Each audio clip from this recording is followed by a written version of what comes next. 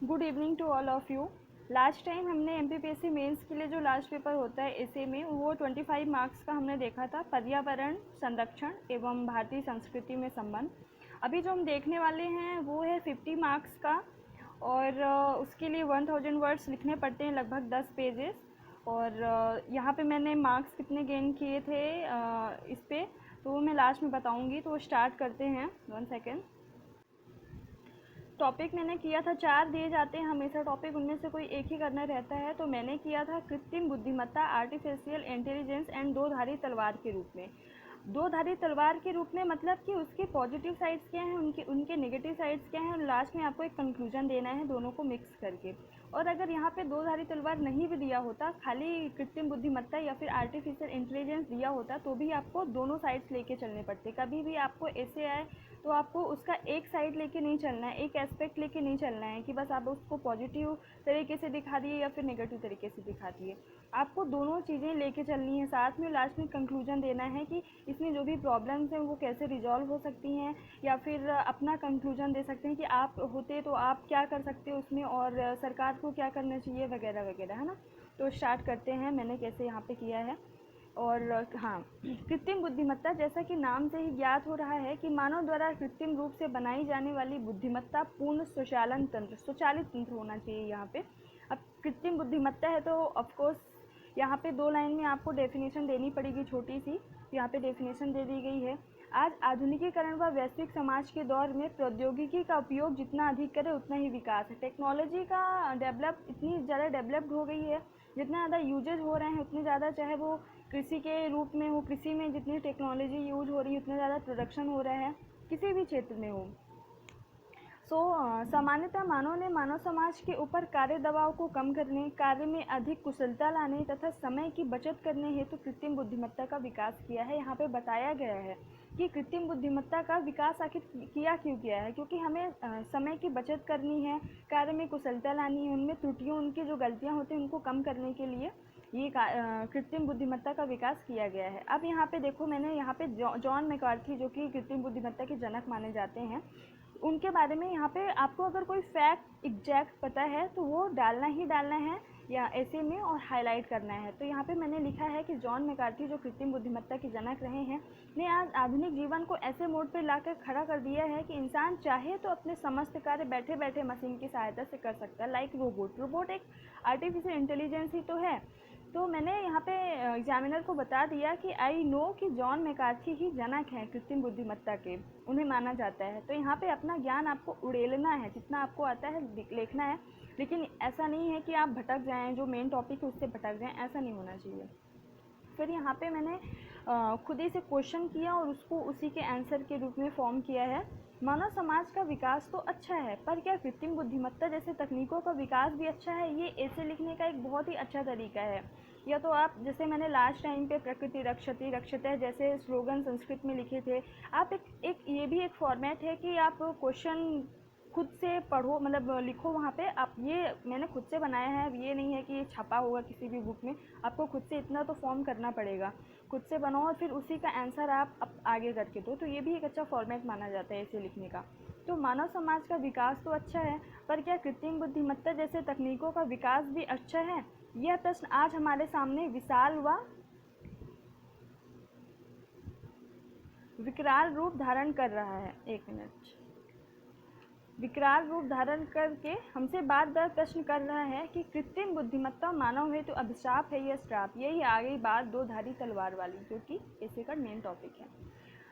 व्यापक उपयोग व अनुभव के बाद मानव समाज को इसके गुणों, अवगुणों, सक्षमता, असक्षमता का ज्ञान होने लगा। जब आर्टिफिशियल इंटेलिजेंस का विकास होने लगा, धीरे धीरे उनके यूजेज होने लगे, तो इंसान को समझ आने लगा कि इसके क्या हानियाँ हैं, क्या गुण हैं और क्या अवगुण हैं। सामान्यतः कंप्यूटर और मानव बुद्धि को मिलाकर कृत्रिम बुद्धिमत्ता का विकास होता है, जो मानव की तरह ही कार्य करता है और कार्य को समझता है। इंसान ही तो बनाता है आर्टिफिशियल इंटेलिजेंस को कंप्यूटर के माध्यम से। उदाहरण की बात करें तो अलेक्सा एक प्रकार की कृत्रिम बुद्धिमत्ता युक्ति है ना। आपको पता होगा अलेक्सा तो बहुत इम्पोर्टेंट, मतलब हमारे लाइफ में रोल प्ले कर रही है। जो मनुष्य के निर्देशन के फलस्वरूप ही हम जो ऑर्डर करेंगे है ना, वही करती है, अपना कार्य का संपादन करती है। सभी प्रकार के रोबोट्स कृत्रिम बुद्धिमत्ता के अंतर्गत ही आते हैं। आप बता दो कि आर्टिफिशियल इंटेलिजेंस के अंदर आते क्या क्या चीज़ें हैं। चाहे वह सोफिया रोबोट हो, देखो आप नाम लिख दोगे तो और ज़्यादा फैक्चुअल लगेगा कि आपको भैया कॉन्सेप्ट भी पता है कि इसमें लिखना क्या है और फैक्ट भी पता है। सोफिया रोबोट जिसको नागरिकता प्रदान की थी सऊदी अरब और हांगकांग में इनको बनाया गया था सोफिया रोबोट को ना। या फिर व्योम, व्योम इसरो ने बनाया था, अपने इंडिया का है, तो भैया व्योम आ गया तो बहुत इंपॉर्टेंट, मतलब बहुत अच्छा लगेगा एग्जामिनर को, इनको पता है ना, जो कि भारतीय है। देखो ये भी बता दिया कि व्योम भारतीय है। मनुष्य आज के व्यस्ततम दुनिया में अपने समय की बचत हेतु तरह तरह के उपायों की खोज करता रहा है, जिनमें से एक है कृत्रिम बुद्धिमत्ता।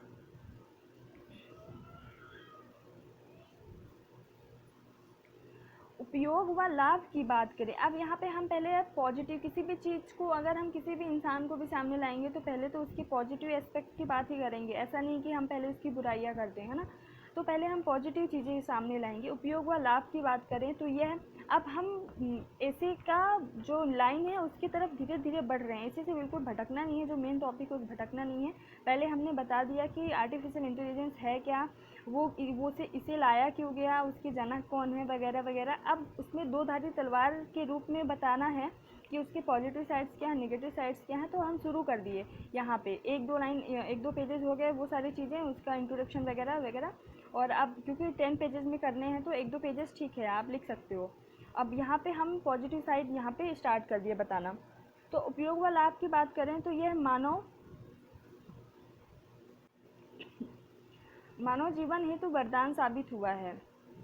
मनुष्य के जीवन का कोई भी पहलू हो, कृत्रिम बुद्धिमत्ता की उपयोगिता सर्वोपरि रह चुकी है। मतलब आपके जीवन का, हमारे जीवन का कोई भी पार्ट हो, यहाँ पे artificial intelligence, robots, phone technology, इन सब का मतलब बहुत ज़्यादा अहम रोल होता है। लगभग प्रत्येक क्षेत्र में, चाहे दैनिक जीवन में हो या फिर प्रौद्योगिकी का क्षेत्र हो या फिर सूचना तंत्र हो, कृषि का क्षेत्र हो, इसका अपना उपयोग है। वह इस तरह के लाभ, तरह तरह के लाभ ये पहुंचाता रहता है। यहाँ तक कि भूगर्भ विज्ञान में भी इसका उपयोग व्यापक रूप से ही हो रहा है। ये हम पॉजिटिव साइड बता रहे हैं कि कहाँ कहाँ पे इनके यूजेज हो रहे हैं, कहाँ कहाँ से हमें लाभ मिल रहे हैं इनसे। भूगर्भ के नीचे खनन क्षेत्रों का पता लगाने, जमीनी तापमान, खनिज की भूमि से दूरी, खनन की सुगमता आदि का पता लगाया जा सकता है। अब ये सब आपको तभी आप लिख सकते हो जब आपको पता हो कि आर्टिफिशियल इंटेलिजेंस के यूजेस किधर हैं, क्या है ना।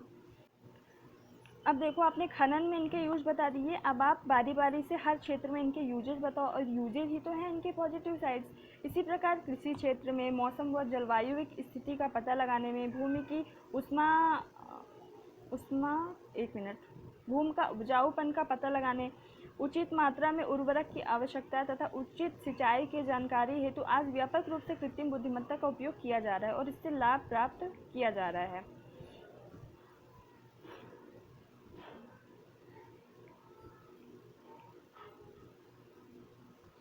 प्रौद्योगिकी के क्षेत्र में भी, अब हमने कृषि के क्षेत्र में बता दिया है, खनन के क्षेत्र में बता दिया है, थर्ड है प्रौद्योगिकी के क्षेत्र में। प्रौद्योगिकी के क्षेत्र में भी कृत्रिम बुद्धिमत्ता पीछे नहीं हटा है, यहाँ भी इसने अपनी प्रभावी भूमिका निभाई है। छोटे से उपकरण से लेकर बड़े बड़े उद्योगों, कारखानों, स्वास्थ्य क्षेत्र में इसकी अपनी उपयोगिता रही है। क्योंकि यहाँ पे टाइम ज़्यादा कंज्यूम ना हो आप लोगों का, इस वजह से मैं यहाँ पे जल्दी थोड़ा कर रही हूँ, बट जहाँ पे जो मेन चीज़ें हैं वो मैं आपको बताती चल रही हूँ। मानव समाज ने आज जहाँ तक अपनी पकड़ बनाई है उसमें इस बौद्धिक मशीन की भूमिका सर्वोपरि रही है। आज का छात्र भी इससे अपने जीवन में उतार कर बहुत सी जानकारियाँ जुटाकर देश के हित के लिए कार्य कर रहा है। और आपने कृषि के क्षेत्र में बता दिया, खनन के क्षेत्र में, टेक्नोलॉजी के क्षेत्र में, और छात्र जीवन, क्योंकि आप खुद एक छात्र हैं तो छात्र जीवन को उभार कर लाना यहाँ पे ज़रूरी हो गया है। अब मानव श्रम को कम करके उसके कार्यों को दक्ष व सटीक बनाकर कृत्रिम बुद्धिमत्ता बहुत ही उपयोगी सिद्ध होता जा रहा है। आज वैश्विक स्तर पर व्यक्ति, समाज, राष्ट्र, बहुराष्ट्रीय कंपनियों ने अपने अपने स्तर पर कृत्रिम बुद्धिमत्ता का उपयोग करना प्रारंभ कर दिया है तथा विकास की अधिकतम ऊंचाई पर पहुंच चुका है। कृत्रिम बुद्धिमत्ता अब मानव जीवन का अपरिहार्य अंग बन चुका है।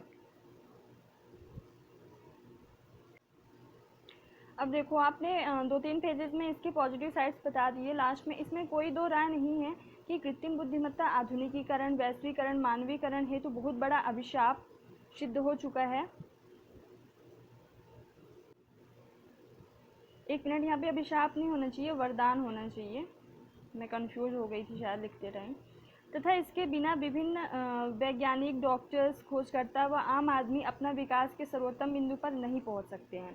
परंतु अब यहाँ पे दो धारी तलवार की बात की गई है। परंतु अभी तक हमने पॉजिटिव साइड्स बताए, हर चीज़ों के पॉजिटिव साइड्स होते हैं, सोशल मीडिया के पॉजिटिव साइड्स हैं, लेकिन उसके बाद कुछ नेगेटिव साइड्स भी उनके होते हैं। तो हमने पॉजिटिव साइड्स बताया। परंतु अब देखो, ये 4 लाइन में हमने कुछ लिख दिया खुद से बना के। आत्मा है तो अनात्मा है, झूठ है तो सत्य है, सत्य है तो झूठ है, भलाई है तो बुराई है। मतलब कि अगर अच्छाई है तो बुराई है, हर चीज़ की हमने कह दिया। और यहाँ पे आपके पेजेस भी थोड़ा सा कवर हो गए, लाइंस भी कवर हो गई, आपको लिखना भी कम पड़ा और थोड़ा सा अलग सा लिखा हुआ है कुछ, तो अच्छा लग रहा है। उपर्युक्त लाइनों को देखकर यह तो पता चल जाता है कि हर सिक्के के दो पहलू होते हैं, वही दो धारी तलवार वाली बात है। लेकिन हाँ, इन गुणों व अवगुणों का अनुपात अलग अलग हो सकता है, कि मतलब कुछ चीज़ों के गुण ज़्यादा हो सकते हैं, 80% सिर्फ गुण हो, लाभ ही हो, हानियाँ सिर्फ 20% हो ना, कुछ ऐसा हो सकता है, बात तो अलग अलग हो सकता है। आज चाइना जैसे कुंठाग्रस्त देशों में चाइना में, जहाँ विश्व में सर्वोपरि बनने की मंशा है, वहाँ कृत्रिम बुद्धिमत्ता का उपयोग कर कुछ भी अनर्थ करवाया जा सकता है। चाइना तो कुछ भी कर सकता है, आप सबको पता है।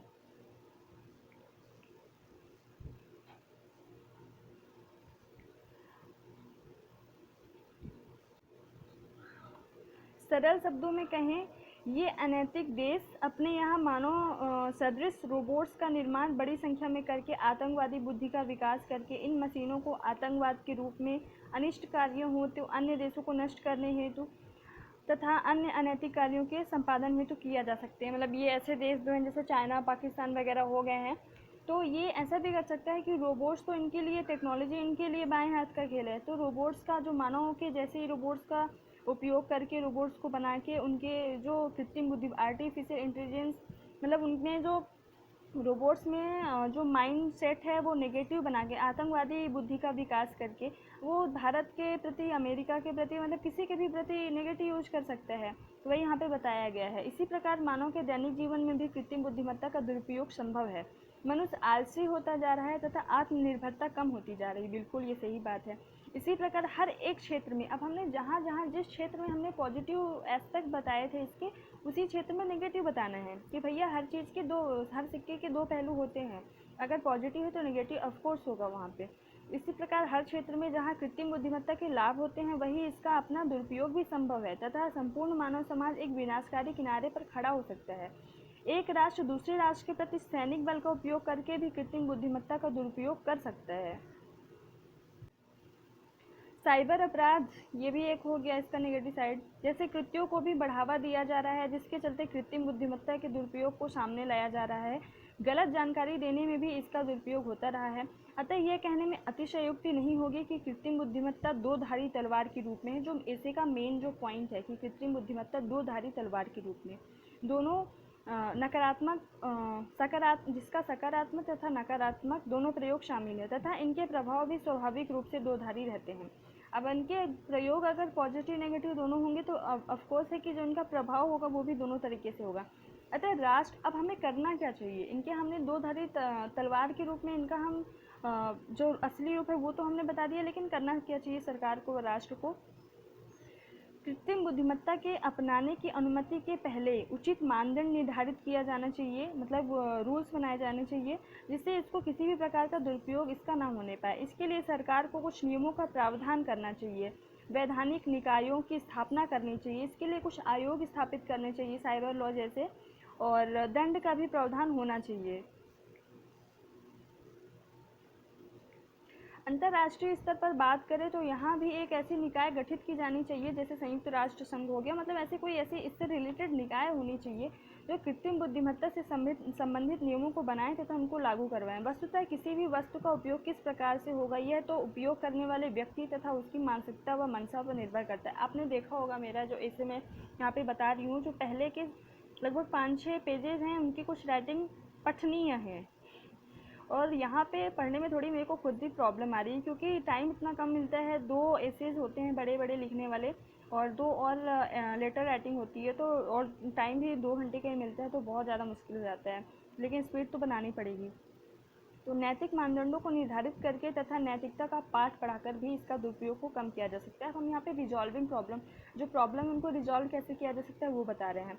अंततः यही कहना उचित होगा कि आज धरती पर जनसंख्या दबाव, न्यूनतम प्राकृतिक संसाधन, अधिकतम मांग तथा शहरीकरण, औद्योगिकरण, नवीनीकरण की दुनिया में कृत्रिम बुद्धिमत्ता तथा उससे संबंधित सभी तकनीकियों का प्रयोग सर्वोत्तम लाभकारी सिद्ध हुआ है तथा होता रहेगा। अब हम यहाँ पे ये नहीं कह सकते कि भैया इनके नेगेटिव एस्पेक्ट्स हैं तो हम इनको बंद ही कर दें, तो फिर हमारे देश का, हमारे राष्ट्र का, विश्व का विकास होना रुक जाएगा, ऐसा तो है नहीं। तो इनके लिए जो प्रॉब्लम्स है उनको हम राष्ट्र को कुछ ऐसे रूल्स बनाने चाहिए, अंतर्राष्ट्रीय स्तर पर रूल्स बनाने चाहिए कि इनका दुरुपयोग ना हो। लास्ट पेज पे आ गए हैं। बात जहाँ इसके नकारात्मक प्रभाव तथा दुरुपयोग की है तो इतनी गंभीर समस्या नहीं है। वही बात है कि नकारात्मकता तो हर जगह फैली हुई है, लेकिन हम इसको दूर कर सकते हैं। मानव को नैतिकता का पाठ सिखाकर सरकारों तथा, अब नैतिकता का पाठ यानी हम लोग एथिक्स में पढ़ते हैं, यहाँ पे लाके उड़ेल दो भैया कि नैतिकता भी आती है हमको। सरकारों तथा अंतर्राष्ट्रीय निकायों की स्थापना करके, हमने आयोग वाले जितने भी चीज़ें देखी हैं वो यहाँ पे लिख दो कि अंतर्राष्ट्रीय निकायों की स्थापना करके तथा उनको प्रभावी बनाकर उनके द्वारा बनाए गए नियमों का अनुपालन करके कृत्रिम बुद्धिमत्ता को नकारात्मक प्रभाव से बचाया जा सकता है। परंतु यह तो मानना पड़ेगा कि इसके दो रूप हैं। ये लास्ट में फिर हम याद दिला रहे हैं कि जो ऐसे का मेन जो टॉपिक था आर्टिफिशियल इंटेलिजेंस दो धारी तलवार के रूप में, यहाँ पे फिर हम एक बार याद दिला रहे हैं। दो रूप हैं तथा दोनों में से सकारात्मक प्रभाव को हावी होने देना है, ना कि नकारात्मक प्रभाव को। इनके दो पॉजिटिव साइड्स भी हैं, नेगेटिव साइड्स भी हैं, लेकिन हम इनके खाली पॉजिटिव साइड्स को ही हावी होने देंगे, नेगेटिव साइड्स को तो दूर भगाएंगे। अंत में कौन कहते हैं, ये मुझे एक लाइन याद थी बट बहुत अच्छे से नहीं, बट मैंने लिख दिया। कौन कहता है आसमान में छिद्र नहीं हो सकता है, एक पत्थर तो तबीयत से उछालो यारो। यानी कि ठीक है, जो आर्टिफिशियल इंटेलिजेंस है उसके बहुत सारे नेगेटिव साइड्स भी हैं, बट आप एक बार कोशिश तो करो, सरकार कोशिश तो करे, हम पूरी जनता कोशिश तो करे, तो उनके जितने भी नेगेटिव साइड्स हैं उनको दूर किया जा सकता है। ये हमने लास्ट में एक स्लोगन लिख दिया। कहने का तात्पर्य है अगर प्रत्येक राष्ट्र चाह ले तो कृत्रिम बुद्धिमत्ता के दुरुपयोग को रोक सकती है, और बस उसके ठानने की देरी है। हो गया, लास्ट एंड हो गया। और मैंने यहाँ पे आउट ऑफ 50 30 मार्क्स गेन किए हैं, जो मुझे ठीक लगा, मतलब ठीक है, मेरा फर्स्ट ऐसे था तो ठीक ही है। अब अभी जो नवंबर में होने वाला है नेक्स्ट मेंस मेरा, तो उस पर मैं ट्राई करूँगी कि अपने ऐसे को और थोड़ा डेवलप करूँ, और मैं हर संडे ऐसे लिखूँगी तो आपको आपके सामने नए नए टॉपिक आते जाएंगे।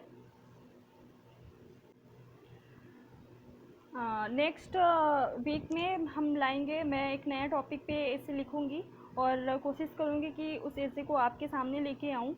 तो भ्रष्टाचार जो कि एक बहुत इम्पोर्टेंट टॉपिक है, क्योंकि हमारे एथिक्स में है और वो बहुत ज़्यादा पूछा जाता है, चाहे वो एथिक्स में हो या फिर हमारे ऐसे का वो हो। तो भ्रष्टाचार उससे रिलेटेड जो चुनौतियाँ हैं और उनका समाधान क्या हो सकता है, तो नेक्स्ट टॉपिक होगा।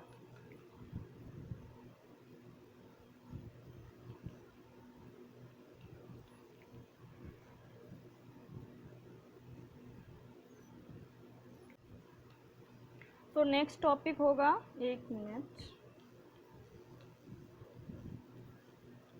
राइटिंग, भ्रष्टाचार, इनकी चुनौतियाँ व समाधान। हमें ऐसे वही कंप्लीट करने हैं जो हमारे मतलब सिलेबस में हो। एथिक्स का जितने भी इम्पोर्टेंट, जैसे भ्रष्टाचार ही हो गया, जो मेन लाइन है भ्रष्टाचार को कर लेंगे। ऐसे ही थर्ड पेपर में जो ज़रूरी है एनवायरनमेंट से रिलेटेड जो भी टॉपिक्स हैं, तो उन सभी पे हम कमांड कर लेंगे, तो ऐसे आपका कहीं नहीं जाएगा। ठीक है, थैंक यू, जय हिंद, जय भारत।